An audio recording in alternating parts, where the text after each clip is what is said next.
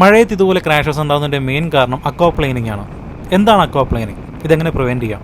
Welcome to day 15 of being a defensive rider. നമ്മൾ മഴയത്തോ അല്ലെങ്കിൽ വെറ്റ് കണ്ടീഷൻസിലൊക്കെ ഓടിക്കുന്ന സമയത്ത് റോഡും ടയേഴ്സുമായിട്ടുള്ള കോൺടാക്ട് ഇല്ലാതാവുന്നതിനെയാണ് അക്വാപ്ലെയിനിങ് അല്ലെങ്കിൽ ഹൈഡ്രോപ്ലെയിനിങ് എന്ന് പറയുന്നത്. വെറ്റ് കണ്ടീഷൻസിൽ റോഡിൻ്റെയും ടയേഴ്സിനിടയിൽ വെള്ളത്തിൻ്റെ ഒരു ലെയർ ഫോം ആവുകയും റോഡുമായിട്ടുള്ള ട്രാക്ഷൻ, അതായത് ഗ്രിപ്പ് നമുക്ക് ലോസ് ആവുകയും ചെയ്യും. അങ്ങനെ വണ്ടി കൺട്രോൾ ചെയ്യാൻ പറ്റാതെ ഒരു ക്രാഷിൽ അവസാനിക്കും. ഇതാണ് ഹൈഡ്രോപ്ലെയിനിങ്ങിൽ നടക്കുന്നത്. ഇത് വരാതിരിക്കാൻ നമ്മൾ ആദ്യം ചെയ്യേണ്ടത് മാനുഫാക്ചറേഴ്സ് പറയുന്ന ട്രെഡ് നമ്മുടെ ടയേഴ്സിനുണ്ടെന്നുള്ള കാര്യം ഉറപ്പുവരുത്തുക. അഡിക്വേറ്റ് ടയർ പ്രഷർ എപ്പോഴും മെയിൻറ്റെയിൻ ചെയ്യുക. റോഡിൽ വെള്ളത്തിൻ്റെ അളവ് കൂടുന്നതനുസരിച്ച് നമ്മൾ വണ്ടിയുടെ സ്പീഡ് കുറയ്ക്കുക. സഡൻ ബ്രേക്കിങ്ങും സഡൻ ആക്സലറേഷനും മാക്സിമം ഒഴിവാക്കുക. പെട്ടെന്നുള്ള ലൈൻ ചേഞ്ചോ ഡയറക്ഷൻ ചേഞ്ചോ ചെയ്യാതിരിക്കുക.